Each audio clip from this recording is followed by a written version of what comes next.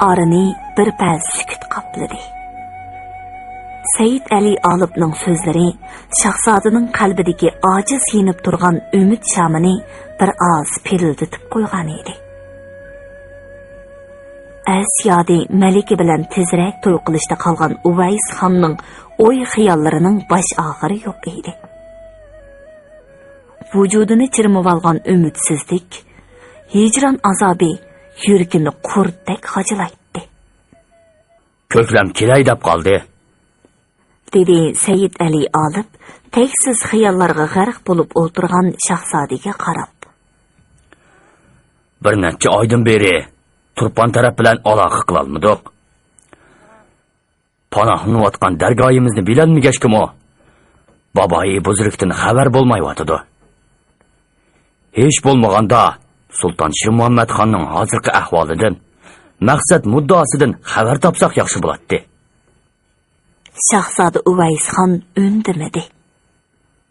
Uning turqidan bu ishlarni so'zlashkisi yo'qdek qiladi.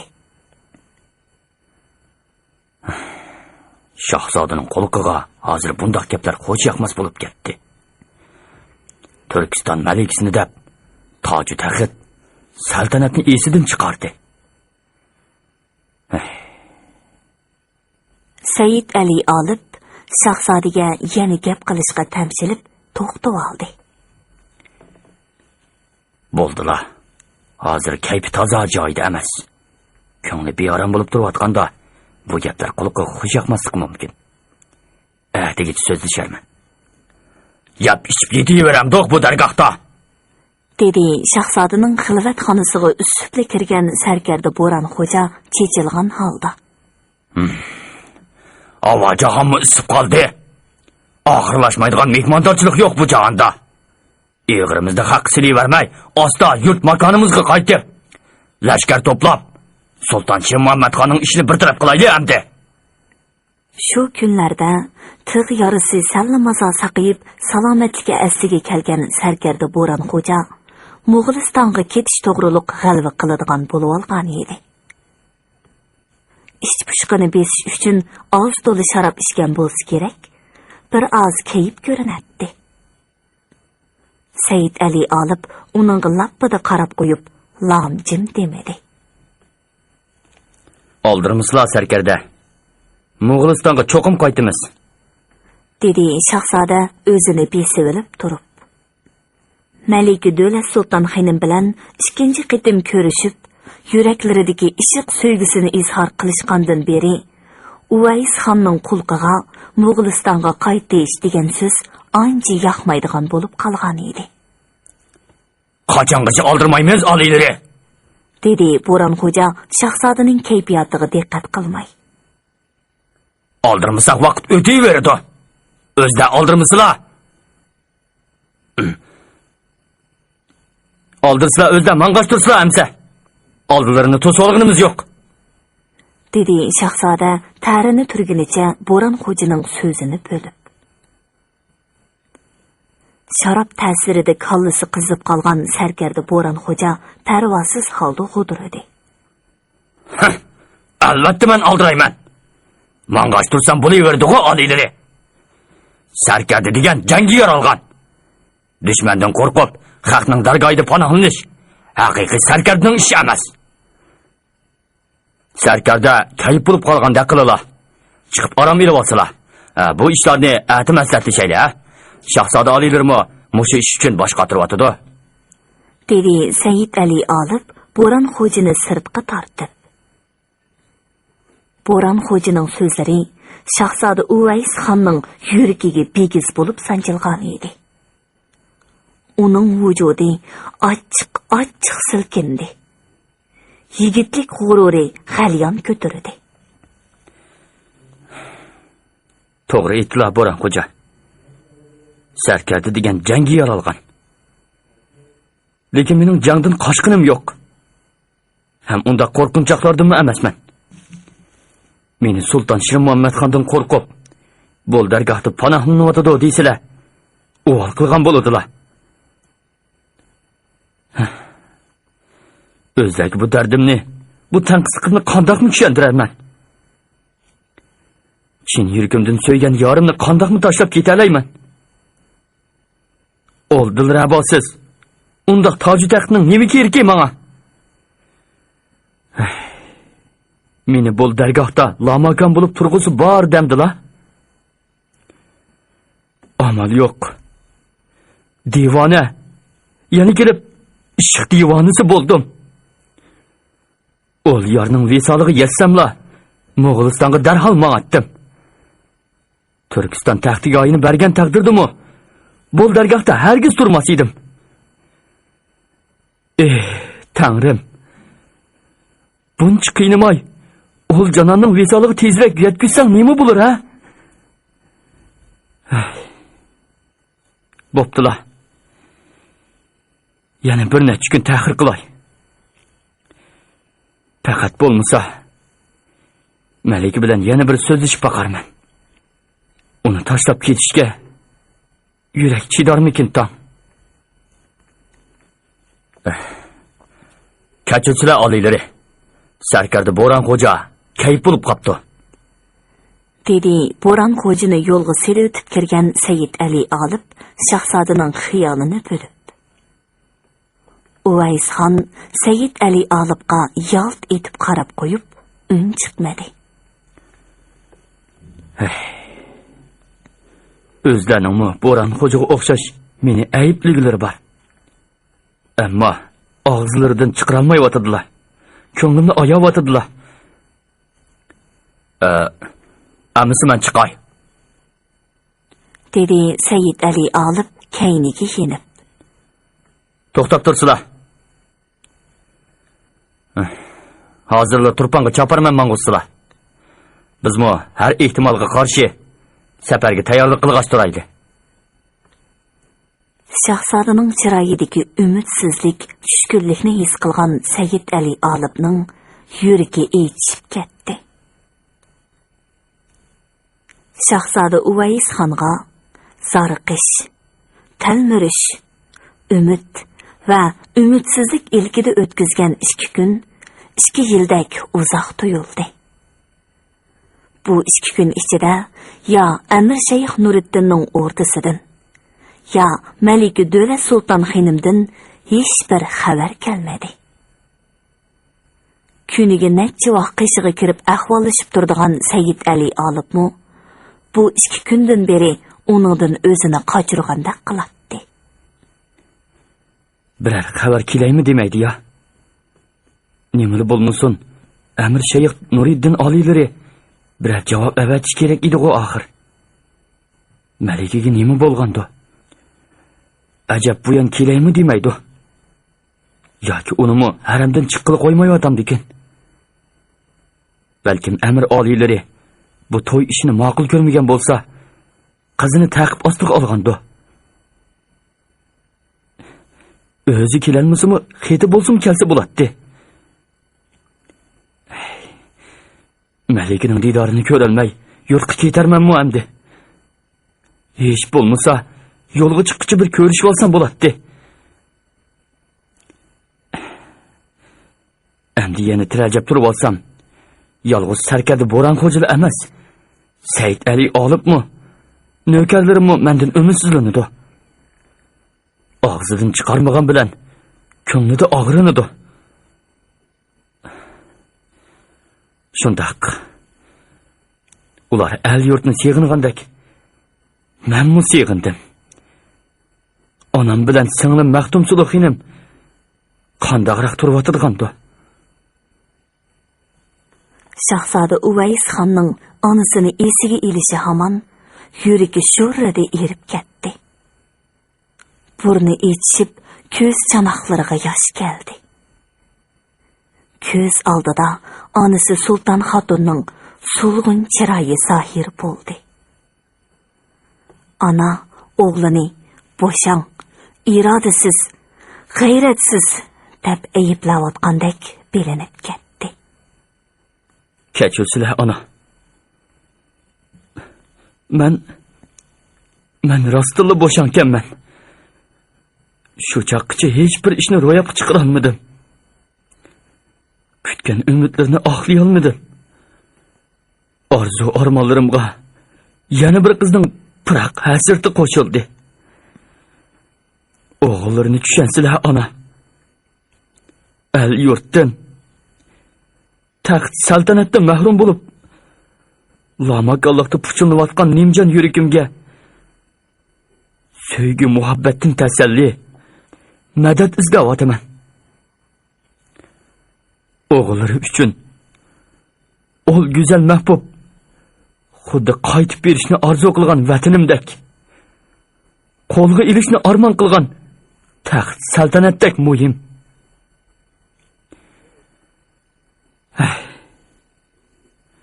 Qanday qilsam bo'lar? Yo'l ko'rsatsalar ana. Shu topda yenimda bo'lgan bo'lsalar, bu holimni ko'rib, satbori bo'lgan. Murodimga yetkazish uchun harakat qilgan. Amal chora izlagan bo'ladilar. İlacısız qoldim. Yuragimni Turkistonda qoldirib ketishga majbur bo'lyapman. Shunday qilsam bo'larmi ana? Shahzoda Uvaysxon qaroyi yo'q kutishga oxiri bardoshlik berolmadi. G'urur hayoni qayirib qo'yib, singlisiga yelindi. O'tinib qolay. Men uchun haramga bir berib kelsalar singlim. Malikini oxirgi qitim ko'rib olay. Aksining attiga qarab, u Sulton xonimning ko'ziga g'illada yosh keldi. Kechirsilar og'a. O'zlarini aldashni xohlamayman. Tunugun haramga 2 qitim berib keldim. Shahzodaning yuragi jig'g'ida qildi. Umidsiz tuyg'ular vujudiga qaytadan changal soldi. Malika bilan ko'rishaladimi? Yo'q. Nimishqa? Malika bilan ko'rishtirmadi. Sababi nima ekan? Malika betob bo'lib qopdimish. Tevib hech kim bilan ko'rishmasin deganmish. Shahzoda o'zini besololmay varqirayotdi. Yolg'on. Ular o'zlarini Malik bilan qasddan ko'rishtirmagan gap. Meningcha shundoq. Lekin birdan bo'lsalar og'a, hamon amal tepiladi. Qandoqli bo'lmasin, o'zlarini Malika bilan cho'qim ko'rishtiraman. Qattiq ruhi tushib ketgan shahzoda singlisining qishidan qandoq yenib chiqqanligini bilmadi. 2 kundan beri Amir Shayx Nuriddin bilan xonishining gapi bir yerdan chiqmay yotadi. Qizini o'rda ishik og'isi Tika amirining o'tirinchi amir zodisiga berishni qaror qilib bo'lgan xonish to'xtamay azvaylaydi. "Alloh makan shahzoda bo'lsa nima bo'pti? Nom nasabi shahzoda bo'lsa hisobmikan? Helimi necha oydan beri aziz mehmon qatorida hurmatlab mehmondorchilik qilyotdilar. Turadiganga katta qasr berib, qo'rsqini beqiyotdilar. Ko'rsatgan izzat ikrom qornini askan o'xshaydi. Haddidan eshib qiz so'rayotganini ko'rmandigan. Hadab bersak, atogin toji taxtlarini so'raydigan o'xshaydi bu. Bizga pesh qilmasin undaq shahzodaligini. Uningdan Tika amrining o'tirinchi amirzodasi ming hazo yaxshi. Nasabi xo'p kelmasa nima bo'pti? Jahondagi malikalarning hammasilar shahzodalarga yotliq bo'lgan ekan. Xonish to'xtamay chalva qaytdi. Odatda to'limi rayish, yavash yumshoq bu ayol bugun ana shundoq chechini chuvib chiqqan edi. Biroq maliklari ol shahzodadan boshqa hech kimga tegmayman davotsa, dedi Amir Shayx Nuriddin imkon bor ig'ir besiqlik bilan xonishni qoyil qilishga tirishib. Haddamas. Ona ashundaq yomon o'gitib qo'ygan o'zlari. Nemidi siroyiga beqib, oxiri bo'lgan yeri mushu. Amdirayiga baqsaq bo'lmaydi oliylari. Ma'qul. Ol shahzodaga berdikmi deyli. At qo'p o'g'illigi yurtiga mangsa, bechora qizimiz harash tortib qolmasmi? Sarson, sargardon bo'lib yurmasmi? Shahzoda toji taxt uchun xon tog'isi bilan yog'iy qilib qolsa, Malikaning hayoti taxlik ichida qolmasmi oliylari? Bu taraflarni o'ylab baqdilimi?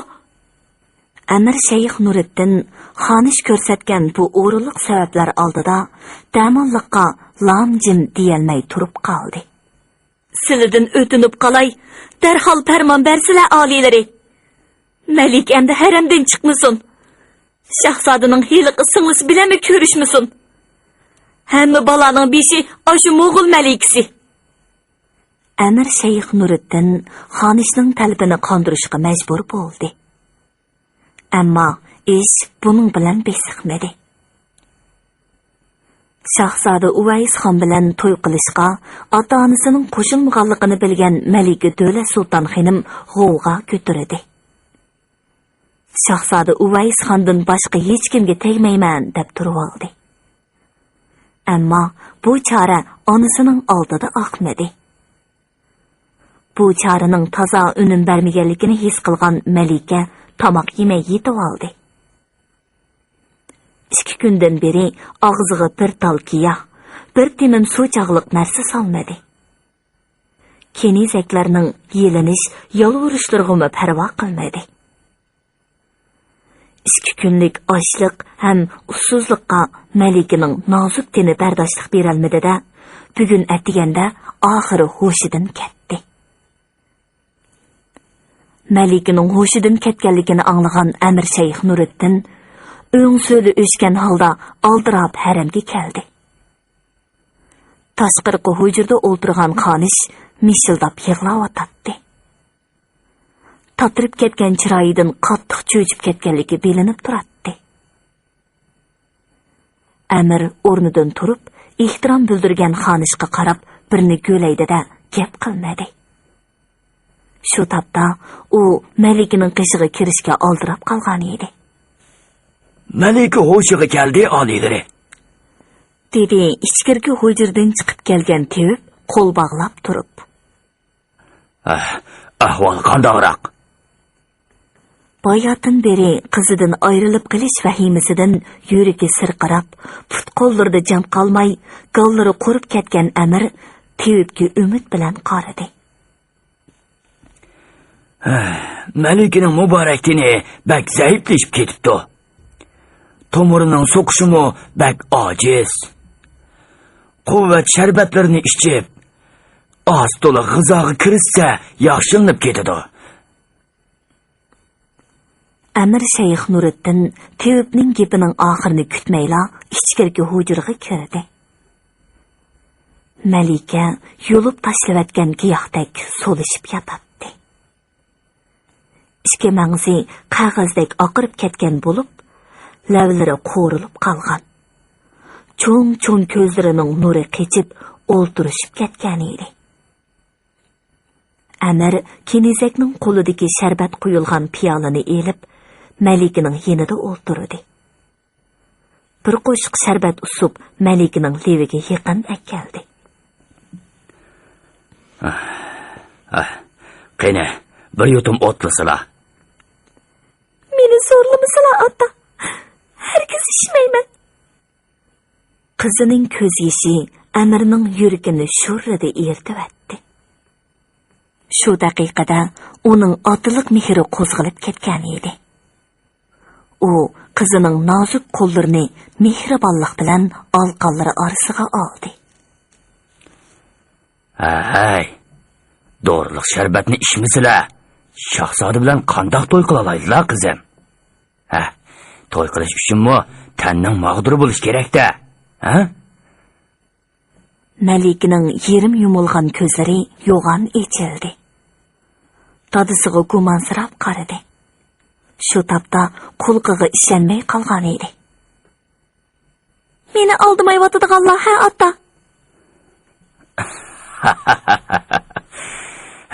Yo'qsa, zinhor oldimidim. Sizlar mening borliqim, jigirim, ko'zimning qarzi tursizlar. Nemishqa oldig'idakman.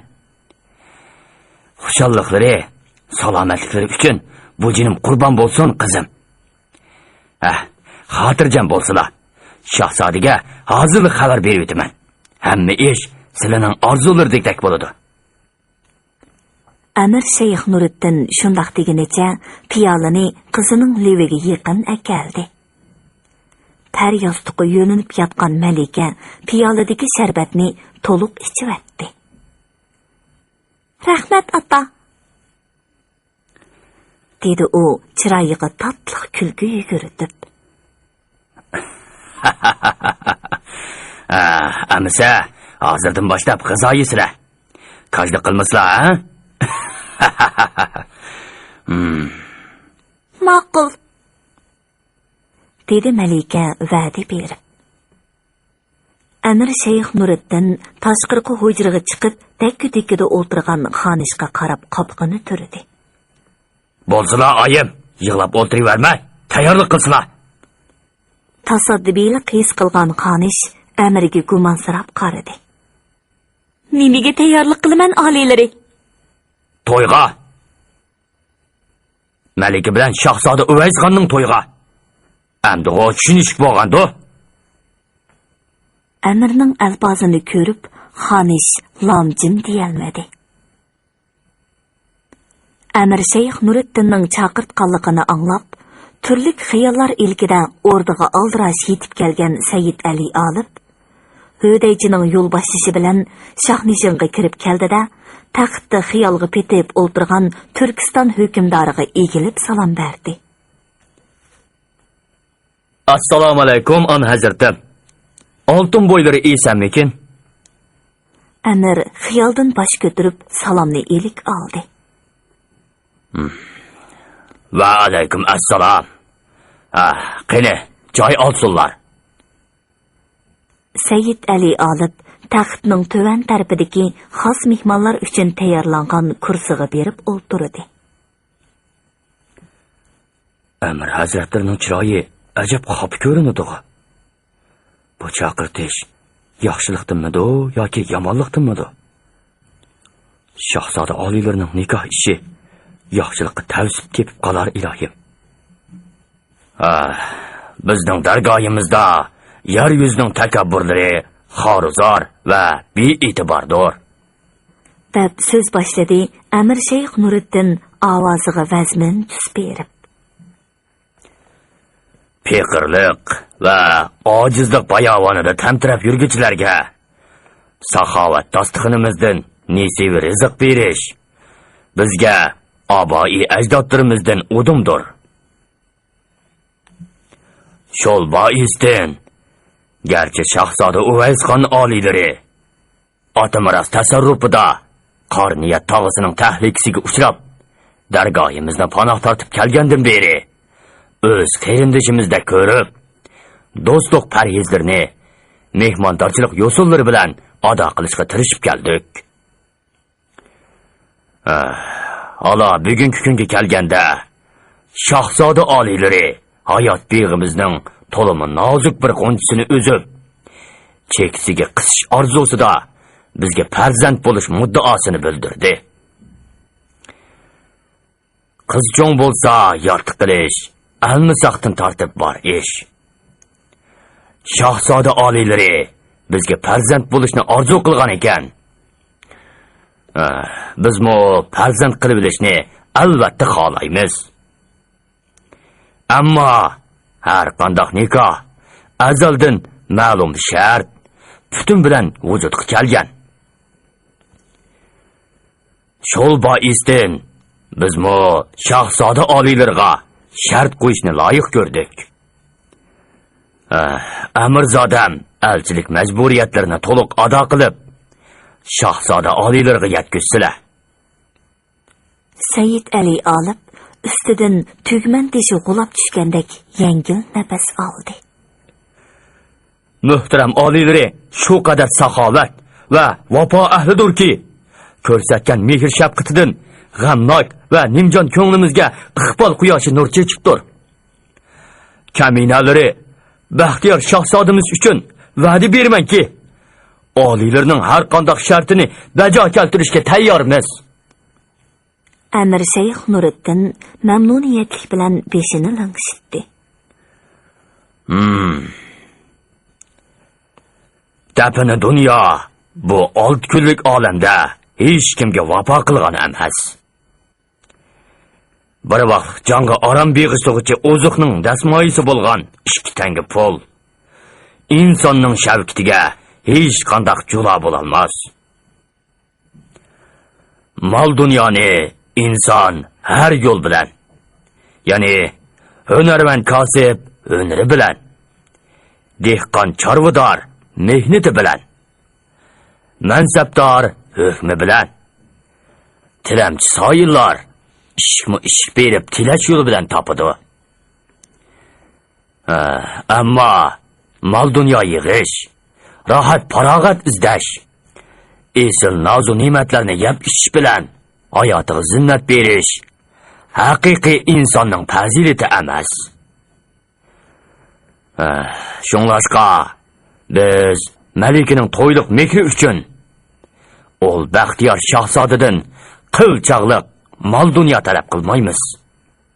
Shartimiz shulki, shahzoda oliylari mayli hozir, mayli keyin bo'lsin, Mo'g'uliston saltanatini qo'liga elishi, ol zimindagi avam ra'iyatning osoyishligi uchun adli adolat yoqilishi, yigitlik shonu shavkitiga taxt saltanat orqali jula berishi shart. Chunki o'z tasarrufini zolim bir hukmdorning zulmidan ozod qilishmi haqiqiy yigitning burchi, fazilatidir. Agar unda qilmaydi ekan, shahzoda oliylarini bir umr farzandimiz hisoblamasmiz hamda argan to'zimizga har ikki olamda rozi bo'lmasmiz. Said Ali Olibning vujudi hayajondan titrab ketdi. Amir Shayx Nuriddinni bir elning hukmdori emas, aql farosatda, fazilatda kamolatga yetgan donishmand avliyodek his qildi. Farzandini o'z ilining shoni shavkiti uchun, insonlik g'ururi uchun kurash qilishga undash haqiqiy bir otaning majburiyati albatta.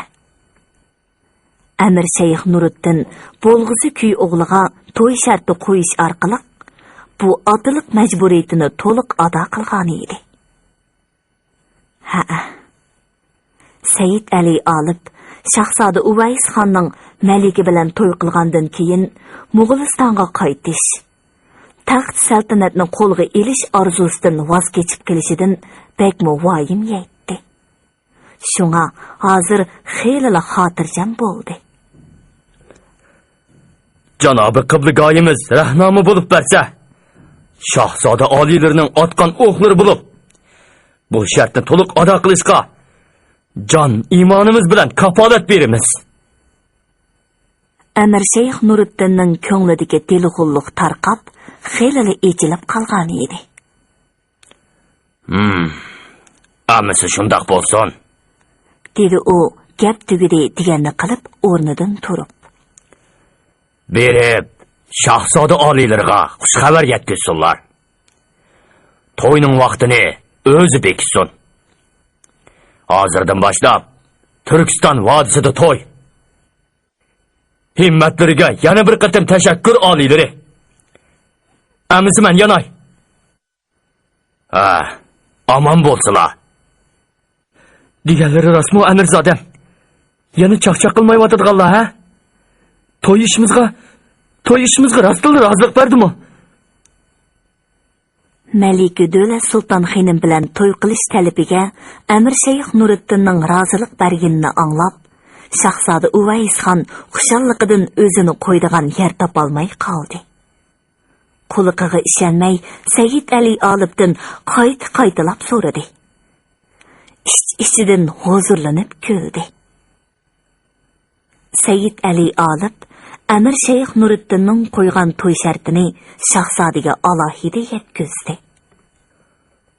To'y shartini yodlarida mahkam tutsalar oliylari, dedi u askartib. Xotirjam bo'lsalar Amirzodam. Alloh xolisa bu shartni cho'qim ado qilamiz. Amir oliylari shart qilmasimi, ado qilish tegishli majburiyatimizda bu. Amdi amir oliylari demay, janobi qiynotam deysizlar. Ma'qul. Yana taplaydigan, o'rgatadigan ishlar bormi, Amirzodam? Sayyid Ali olib, shahzodaga chaqchaq qilishga tamshilib to'xtab oldi. Ha. Shu topda u shahzodaning singlisining kuyisi bo'lmagan bo'lsa edi, tilining uchiga xo'yma o'pdan gaplar kelgan edi. Shahzoda oliylari qobiliyatli, hamma ishda yetishgan.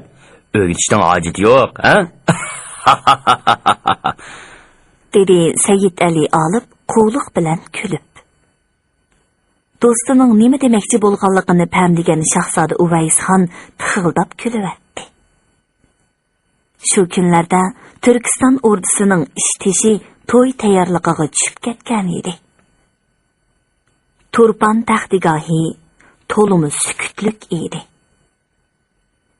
Sultan Shirmuhammad xonning ig'ir kasal azobida o'rin tutib yetib qolganiga xeyli oylar bo'lgan edi. Amirlar, sarkardilar, xizmatkorlar qattiqroq shapi chiqib kelsa, beshiga balo qazo yog'digandek, putining uchida degudek avaylab mengishadi. Ehtiyot bilan so'zlashatdi. O'rdida kulki chaqchaq, naqshsoz butunlay g'oyib bo'lgan edi. Ha. Shahzoda Uvaysxonning qorong'i yog'liqdagi kechilik hujumida jinini qutqizish uchun aynakdek muz tutgan yundi ko'lchikida tong otquchi chilinib yotgan Sulton Shirmuhammad xonga qattiq sovuq tekkan edi. Sarkarda lashkarlarni shap chiqarmay pam bilan turponga chekinishga farmon bergani bilan qizitmasi barg'on siri o'rlab, put qo'llari mag'dursizlanib, ot ustida o'ltirolmay ma'bada yetib mengishga majbur bo'ldi. Teviblar har qancha tirishchanlik ko'rsatibmi qizitmasini tushirolmadi. Sulton Shirmuhammad xon ana shundoq ahvolda turibmi, shahzoda Uvaysxon bilan Turkiston amirining qo'g'lab kelishidan voyim yeb, 3 kungacha qo'shinning to'xtab aram elishiga yo'l qo'ymadi. Qo'shin bilan to'xtamay yo'l yurishga majbur bo'lgan teviblar dori qaynatishga amalsiz qolgan edi. Xon ma'bida yotqani bilan o'ng'ul-do'ng'ul yo'llarda ma'b to'li silkinib, o'pdan aram ololmadi. Teviblar yurishni to'xtatib birar kun tinch aram elishni. Bu araliqda so'rir dorilarni qaynatib tayyorlab olishni aytgan bo'lsa-mu, qattiq qo'rqib ketgan Sulton Shirmuhammad xon faqatli qo'shilmadi. Turkiston amirining qo'g'lab kelish vahimasidan oz to'liq qutulgan bo'lsa-mu, ko'ngli yanada xotirjam emas edi. Shahzoda Uvaysxonning o'zidan burun turponga yetib berib, ostonini egilib olishidan, Ulusbegi Xudoyidod bilan til berik turib olishidan qattiq voyim yeyotdi. Ahvolining nacharligini sarkardalarga bilindirmaslik uchun a'zoyi badani qattiq og'rib tursa-mu, bardoshlik berayotdi. Qo'rqinch, vahima, gumonxo'rlik uni hech kimga ishonmas qilib qo'ygan edi. Turponga berib olsamla kesilim sallamaza saqayib ketadi deb o'ylaydi u. Butkul a'zoyi o't kavob bo'lib qizib, burnidan suv eqib, beshi esilib og'rib, to'xtamay yutilib tursa-mu, johillik qilib kesiliga sal qarg'an edi. Sarkarda lashkarlarining o'zini qattiq og'rib qopti deb o'ylab, g'ayri xiyollarda bo'lib qolmaslik uchun gohida ma'bidan chiqib otni minib qo'yatdi. Lekin beshi qiyib, ko'zi qorong'ulashib, otda ancha uzun o'ltirolmaydi.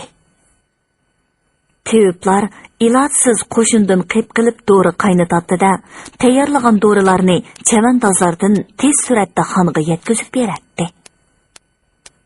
Lekin xon yaxshi aram ololmaganligi, Uning ustiga sarkarda lashkarlarga kesilining ancha ig'ir emasligini bildirib qo'yish maqsadida pat-pat ot minib olganligi uchun chavandozlar yetkazib kelib bo'lguncha sovib, muzlab ketgan dorilarning önümü yo'q deyarlik edi. Sultan Shirmuhammadxon ana ashundoq ming bir mushaqqatda Turponga yetib keldi. Lekin kesili bak ig'irlashib ketganligi uchun Shohnishindagi oltin taxtda o'ltira olmadi. O'ltirgudekmi majoli qolmagan edi. Qizzitmisi bir oz tushgan bo'lsa-mu, yulab qo'ymisi o'ltira olmaydigan. Bir yo'tilib ketsa, yo'tilini to'xtata olmay qiqilib ketadigan, qon tukiradigan bo'lib qolgan edi. Shundaqdimi kallisi sagak edi. Hurmatli radio anglag'uvchi do'stlar. Yozg'uchi Yosinjon Sodiq Cho'g'lonning Bahodirnoma nomli 6 qismlik tarixiy romanining birinchi qismini bugun mushagicha anglatdik. Davomini atki programmamizda anglag'aysizlar. Qumul naib amri supurgi mirzidan jiddiy ma'lumot keldi. Ma'lumotda deyilishicha, Mo'ng'ullar Borisyo'lni besib olib, Qumulga tahdid silib etibdi. Xon hozir menga ishonmaydi. Elig'o, menkaman. Yiqilirg'im ishonmaydi. Xon ig'ir kasal bo'lgan ahvolda qurultoy chaqirish orqali xon almashtirish azaldan bor qoida-ku.